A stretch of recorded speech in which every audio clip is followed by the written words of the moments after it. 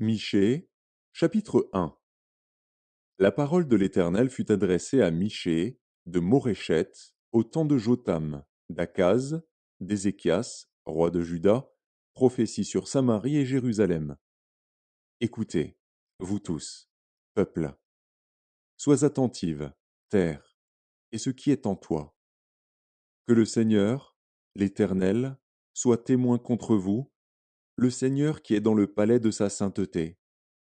Car voici, l'Éternel sort de sa demeure, il descend, il marche sur les hauteurs de la terre.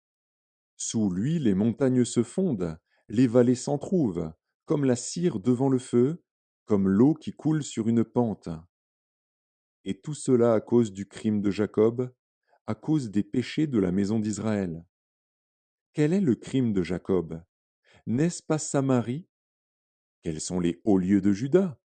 N'est-ce pas Jérusalem? Je ferai de Samarie un monceau de pierres dans les champs, un lieu pour planter de la vigne. Je précipiterai ces pierres dans la vallée, je mettrai à nu ses fondements. Toutes ces images taillées seront brisées, tous ces salaires impurs seront brûlés au feu, et je ravagerai toutes ces idoles. Recueillies avec le salaire de la prostitution, elles deviendront un salaire de prostitution. C'est pourquoi je pleurerai, je me lamenterai, je marcherai déchaussé et nu, je pousserai des cris comme le chacal et des gémissements comme l'autruche. Car sa plaie est douloureuse. Elle s'étend jusqu'à Juda, elle pénètre jusqu'à la porte de mon peuple, jusqu'à Jérusalem.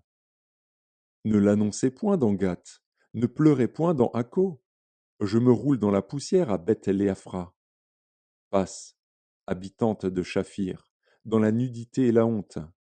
L'habitante de Tsanaan n'ose sortir. Le deuil de Beth-Haetzel vous prive de son abri. L'habitante de Maroth tremble pour son salut, car le malheur est descendu de la part de l'Éternel jusqu'à la porte de Jérusalem.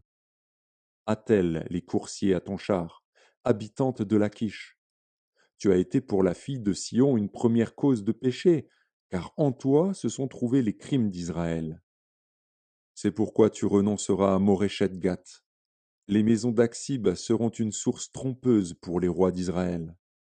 Je t'amènerai un nouveau maître, habitante de Marécha. La gloire d'Israël s'en ira jusqu'à Adulam. Rase-toi, coupe ta chevelure, à cause de tes enfants chéris. Rends-toi chauve comme l'aigle, car ils s'en vont en captivité loin de toi.